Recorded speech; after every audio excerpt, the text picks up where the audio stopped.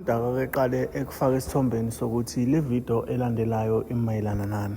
Ngiyakubingelela kuphi nakuphi lapho ngekho lombuso njengamanje. Uma usuku lakho lokuqala la, cela ukuthi press subscribe button wenze sure ukuthi like ukuze njalo uma sekufaka ama video kube wena oqala uthola notification. Ungakhohlwa ukusubscribe kumahhala ngani zakwethu akuthathi imali. Usukwenzela ukuthi njalo uma sekufaka ama video kube wena oqala uthola notification. Ngani zakwethu kunenkinga la kaThabani okuyena othi-ke ulungisa noma-ke uveza ubufakazi babantu abangeyilutho noma-ke abantu abaqola abantu.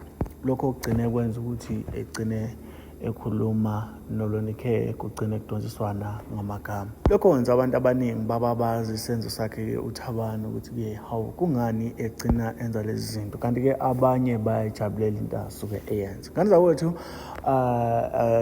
le nkulumo lena asiyichaze nje kafishane ebese-ke kusala kuwena ukuthi uyizwa kanjani noma-ke kuwena ifika njengoba kukanjani. Ku-social media kunabantu abachwayitheka ngale ndlela xa ukwenza, njengoba-ke kube nabantu abaningi ababe nemibuzo ukuthi kahle kahle uThabani uyiliphi noma ubani lo Thabani okuyena odlebelendeka kangaka ey'nkundleni zokuxhumana ongasasabi muntu. Kanti-ke uLonikhe umntwana waseNdlunkulu wenze sure ukuthi kubuyela kumzali wakhe uThabani ayokhuluma naye noma-ke azama ukubonisana naye mayelana nento eyenziwa uThabani ey'nkundleni zokuxhumana, ozwakala engasabi muntu, engasabi lutho futhi. Ngani zakwethu, ngaphandle komuntu kwesikhathi sakho, ngiyafisa ukuthi lolu daba singene kulona njengamanje ebese kuyima uphawula ngalo ngokuluzwakala. uThabani-ke uma ukuthi ufuna amanye amavidiyo akhe ukusuka kwendaba, ngicela ukuthi ungene kuyona le profile wehle uzowabona amavidiyo la khona exhaphisa noma-ke ekhuluma umathanda laphana-ke kumntwana waseNdlunkulu. Lokho kugcine kwenza ukuthi umntwana waseNdlunkulu esukumele phezulu, ekwazi ukuthi ebonane nabazali noma-ke nomzali kaThabani eze ukuthi kahle kahle into efana nalena yenziwa kanjani. Okubuhlungu-ke ukuthi umzali kaThabani naye kade wamdisowna uThabani ngaphansi kwegama lakhe. Singamoshi-ke isikhathi sakho, asingene kuyona ividiyo sizwe kabanzi mayelana nempilo noma-ke ngokuphila kukaThabani nendlela okwenzeka ngayo kulesi sikhathi namhlanje. Nayi ividiyo mlaleli wami ithokozele. Ngiyakhuleka kwabesilo, ngiyakhuleka kwezizwe zonke. Nobuso biyasho ukuthi ngikhathele. Indlela yami ebiyinde, ngiqale le Bergville entabeni zokhahlamba. Ngase ngidlula, uyacabanga ngena kuze ekugcineni le serious results ase ako Bergville. Bekufanele ngabe this video ngiyenze very early because I've been collecting ama affidavits and statements from ama witnesses a case evulwayo against insizwa le uPutin uThabani undodana lo. Ngifisa ngifisa ukuthi this one ngithola abantu abadala abahlakaniphile man to assist on this one. Ayikho into engihlukumeze emoyeni, you can tell even from my face ukuthi it drained me ngale ndlela yokuthi I didn't know ukuthi kanti inkinga umuntu abhekene nayo inkulu kanje. I went to see family kaThabani, I went to see uma kaThabani. Ubengafisa ukuthi kukhulunywe naye ngodaba likaThabani because she wrote her off a long time ago. Ekhala, even ngisamfonela, ekhala ethi kodwa pho mina ngingenapho odabeni kaThabani, ngikhathele uThabani, ngincamela ukufa mina mntwana cause ngamkhipha kwisystem yami. Why njalo mangabe abantu sebehlukunyezwe uThabani ohlukumeze mina engaphezulu kwawo wonke omunye umuntu bezobuya beqale phansi bezofuna mina. Ngithi mina mzali, there's one thing ekufanele understand, ingane siyizele umzali wakho uThabani wena okhonzile esizweni, wena umzali okhona noma ukube kuthiwa ube khona ubaba wakhe ngabe nobaba wakhe uyingxenye yalokho. So unfortunately icala lakhona lizobuya kuwe ngoba uyena osuke registered esizweni umzali, not ingane yakhe. Uma selimbula ingubo langena, we are not here because sithi sisola wena mzali. okokuqala fanele sibuyele la kavela khona umfana ngichaze ukuthi I'm collecting ama-statements, ama-affidavits and ama-witness statements. Amanye ayangena through ama-phone. I've met at least about 6 people abanama-cases are different regarding udaba likaThabane and their evidence and everything. But angikaze ngithwale kanje. I thought I was going to be in and out of iBurke Valley. Sifike ekuseni, safikele emsebenzini kama wakhe. Masingena nje kuqala emsebenzini kama wakhe. They didn't know ukuthi size ngani kwayena kube ngangazi in person nomama nami bengingamazi bengenze imkhombe futhi. So uma ngifika egate okay ngicela ukungena, okay ngicela ukwenza ibooking, vele indawo engiyazi engijwayele ngokwaka tourism. Ngicela ukungena sizobooka amahashi because she works in a resort somewhere. Zobukha amahashi and accommodation hayi nangempela basingenise benze the processes akhona security. Then masifika ngaphakathi again I asked for a manager yase resort only to find ukuthi umuntu engibuza kuyena uMakaThabane. Nakhona ubona ngoba sengisayina phansi and usehlanganisiza ukuthi izwi ngathi uyena. Then she asked for manager wakhe. Manager wakhe ubani lo sisule uTibu I think oba lapho uTebo acele okuyena omphethe ke front office or front desk acele yena anqaba usisi ubenqabile kwakuthi elunchini before because besombonela ekhaya uMakaThabane. But besine izathu eziningi ezokwenza ukuthi asingambone yedwa, especially because ezinye izinto for security reasons and udaba olunjengaloya besifuna vele la kuzoba nama witnesses khona. So I decided to go to emsebenzini and nakhona vele kubelula for me to deal with udaba lakhe emsebenzini because just ngaloya nyaka not lo sibuya kona ngaloya nyaka kwangena ama cases from the very same establishment where abasebenzi abagundi loan lapha abenzi loan abasebenzi baka housekeeping abasebenzi baka maintenance babe complaina ngendlela yokuphatheka hour uyayazi indaba yalezi indawo. So for i-trip yethu ngithe ngihlanganise nabo as leya resort kwayintabeni eseNewcastle kwazoba i-Redlands bese siqhubeka nohambo lethu because besihamba kakhulu sihambile nje futhi kakhulu. Sazohamba sonke lesisikhathi mningi umsebenzi besinawo kwi-backlog kakhulu eMpumalanga, Western Cape, ngeke ngisasho ukuthi ngikuphi ngoba ngizohlushwa abantu bangalapho kanti nginama case abese long overdue specific. Mpumalanga, Northwest, Gauteng, Free State, maningi bekufanele ngabe sesiwahambile, so sinaleyo backlog silapho ke ukwenza leyo msebenzi. So only to find ukuthi ke uma ngabe sesikhona kumama simcela nqaba umanager wakho ukuthi sibone yena because sicela umanager thina sicela ngomama sicela umanager ngoba angimazi phela umama ukuthi uyena noma omunye umuntu bengingazi. Okay ubuze futhi na njengawo wonke umuntu othi maye ngibona ajabulela ukuthi uyangibona o kanjani ngayithetha ayisho ukuthi ungazela lapha. Only to find ukuthi okay ngicele umanager oqhamukile beko umunye osebenza naye umanager wakhe wase front desk but yena ukuleli side lase restaurant leyansizwa. Mangicela besithi I singo manager but ngalalela ngithi bese yithi mina ngicela ngize ngodaba ngiqale ngichaze lolu elokuthi kwangena i-complaint nge-establishment but sofisa ukuthi senze appointment because kofanele masibuye sekunalezi zinto esiyidinga ngayibala-ke I've got that clip ivideo ngikhuluma nalensizwa. Then bese ngicela usisi wakaHlatshwayo ngazi noma ngizothi umama noma ngizothi usisi athi muphi yena ngoba bawu-3 la ekhaya. Khona waka housekeeping kube owase restaurant kube yilo owase reception. So I didn't know ukuthi ngizothi uyena muphi ngoba anginalo igama lika MakaThabane but ngiyazi ukuthi wakaHlatshwayo. Okay ngigcine ngithola ke ngoba ngimtshengisa inamba ngathola ukuthi kwale number yena kanayo inamba kamama wakhona amcingeke bese yakhe yena ke. Then bese yocela umanager wakhe ke umanager wakhe athi hamba kodwa ubengavumile futhi she was going to face the consequences ukuthi attend ukuba nathi. So ise reception, yena umanager kwafanele ukuthi azombambele reception, then umama besihleli naye nje sibukane reception ongakuthi kwayena ubecisha azizwe indaba, because they couldn't provide us with space is private, especially because umama ube nezinto ezisensitive akade ikhuluma. So sahlala la first table le restaurant maqonda ne reception, futhi abehlala hlale lokho embheka usisi utable lo yena uMakaThabane.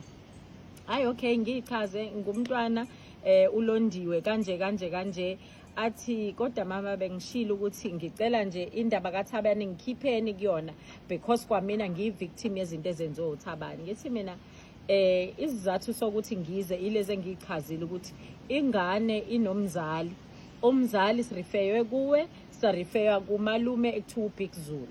Athi nayo leyo nto kaBig Zulu asizona ihlobo ngempela. Yabona umama ngendlela ngiphule ngayo umoya lo mama. Khona lapho kuleso space angichazela ukuthi kuza kanjani beyihlobo noBig Zulu, not ukuthi bazalwe egcekeni. I-background yakhe mayezalwa uma wakhe yena wamlahla emfuleni, watholwa ephila, bamsave. Second half emlahla uma wakhe amzala second half uma wakhe emlahla kwaba nenhlahla yokuthi uma kaBig Zulu wayesefasteleni wambona emkhipha uMakaThabane, wazwala imali ukhombeka isika ebusweni laza limala khona, emkhipha emlahla nakhona wasavwa yibo ke abakaBig Zulu, okwenza ukuthi kube ngathi kunobuhlobo obukhona, but wamsave nje specifically. Then bona uThabane naye uma wakhe bahlala bakhula kugogo, bekhuliswa ugogo, umama engamfuna kumbona, athi noma emthuke nangakho ukuthi yikho ayezama nokumbulala kanjani. And the way istory samama besi sensitive ngakhona, we were all crying. Just when I thought that was worse, angene kwi-abuse ukuthi mina mntwana angiyazi impilo emnandi since ngingane at the age of 8 nga-assaultwa and sexually and otherwise. Ngikhula ngina 15 ngakhulela uThabane, kade sengathi ngiqomile kodwa ngingaqomile. Umuntu ewakufanele ngabe uyangiprotecta mina nomngani wami wangibamba waqedwa ngitshela ukuthi from now on usuyintombi yami. Uthi wayezenzela njalo so much that wathi ngisho sekhulelwa engazi nokuthi ukhulelwe yini ukukhulelwa, up until ugogo amphakamisisa isiskipa at the age of 15, kanti usekhulela uThabane. Angazi wabona ngamabele, uyakwazi ke bantu besifazane. Since that time impilo yakhe yaba imess. Wahlala ewunone ufamily yakhe iyimesi njalo, konakala ukuthi kushona ugogo. Makushona ugogo baba ama street kids bona, baba ama street kids. Emva kwalokho bahlukumezeka into ongayazi, behlukumezeka nje okuningi bengakwazi ngisho ukuthi aza kukhulume, because she was crying throughout. Ubona ukuthi the pain ekuyena. Uthi futhi okwenza ukuthi at some point abone ukuthi kwayena uThabane ube yilento ayiyona because of the background nayo yonke into. So much that wakwalandwa ama social work uThabane ney'ngane zakwabo kuzophuca umama lo. Bamphuca wazahamba zawokhulela kumamkhulu wabo. That's when ke aqala ukubona i-soft life, because ubengasemuntu yena, engasebenzi, impilo yabo ingelutho. Bathatha bakhulisa umamkhulu beney'moto kadriveke abespoiled uThabane. Ukuthuka bethi ngisho ekudlula akuthele ngodaka, aqeda akubuka akuhleka, akhipha isandla ngaphandle akuhleke, ekuthela ngodaka, athele yena uma wakhe ngodaka. Up until at some point at his teenage stage wayefunda, wakwazama ukuyibulala. Ngasazi ukuthi icala kuthiwa kwakwenzakaleni, wathatha ummese wawubeka la sekufika amaphoyisa ngoba ayilandwa amaphoyisa. Wathi uyayibulala kukhona. Uthi kwakhosta ukuthi amaphoyisa amthreatenisho ngokuthi azomdubula, babuza yena ukuthi adutshulwe because ayisephenika kwawona ukuthi nangu umuntu ezoyibulala during i-presence yakhe. Okungangokuthi agcina amaphoyisa ekwazile ukuthi amnqobe kuleyo incident yalowo mmese ayikade kuwona. Uyabala ke sesikhona epolice station, uyabala ukuthi nokuba kuthiwa amaphoyisa ayabazi. That was the incident efaka amaphoyisa ayefika ezomseva kanjalo. The other incident is where uThabani uthi umama wayethengwe uma wakhe uThabani, ugogo kaThabani wayethenge uThabani, emthenga usesebenze Lancet. Umthenga because umalume kaThabani bayezwana nomama, ufuna kuzobulawa umalume. Then uThabani esebenze Lancet, labo bangani bakhe ababize ngenkaba mama bahamba naye uThabani ku yena wayephethe isibhamu siqo efuna umalume ukudubula umalume, ngathi waphazanyiswa ifone yakhala khona lapho umalume wakhona ukubaleka, wajomba amafence ebusuku, wajomba amafence, wajomba umbili ingadi yombila, wabaleka. Okwasiza ukuthi bengamtholi, they thought ubalekele ezihlobene eziseduze around khona, kanti udlulile waya komunye emizi abakhula becoshwe yiwona futhi nalowo muzi at some point. So abangamthola, but babengena imizi nemizi ongakuthi yonke omakhelwane balapho bawofakazi of incident.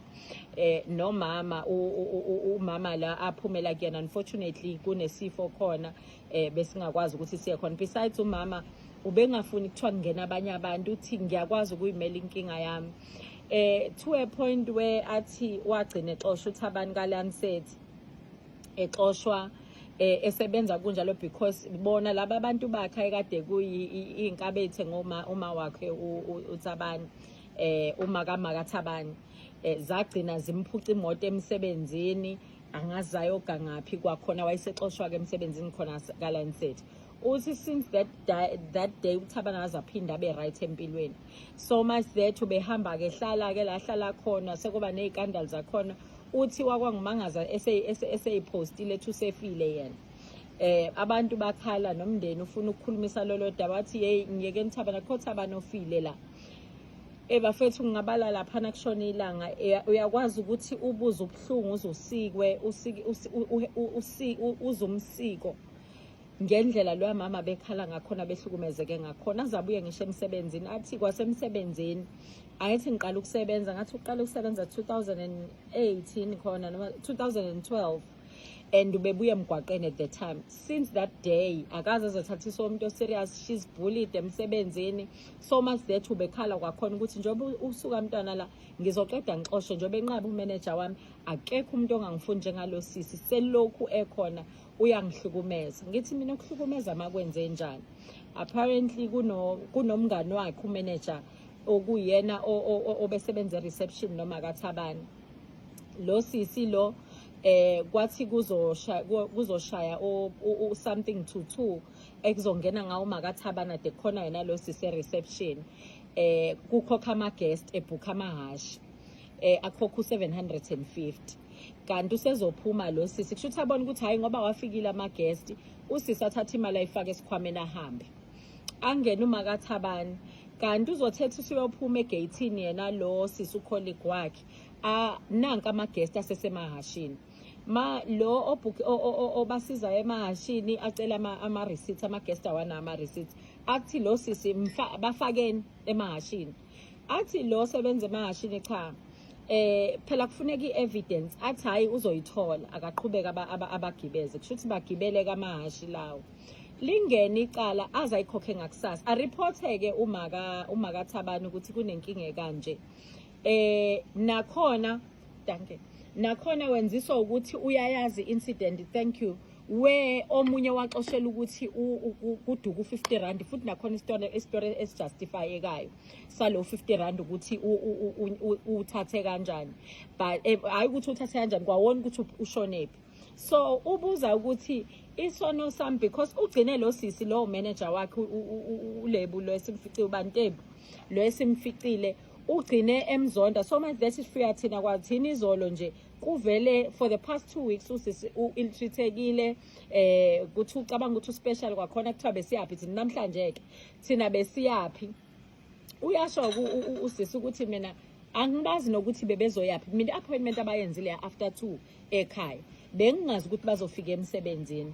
Ayibambhulisha ke ongangokuthi namhlanje sikhundleni sokuthi adiscipline umthathi wemali njengabanye bebehlale bedisciplina, umphathi wa decide ukuthi angayi-addressi kwi-group indaba ajwayele ukuyi-addressa kwi-group uma ngabe kune-issue khona, but ekamngani wakhe akayikhulumanga khona.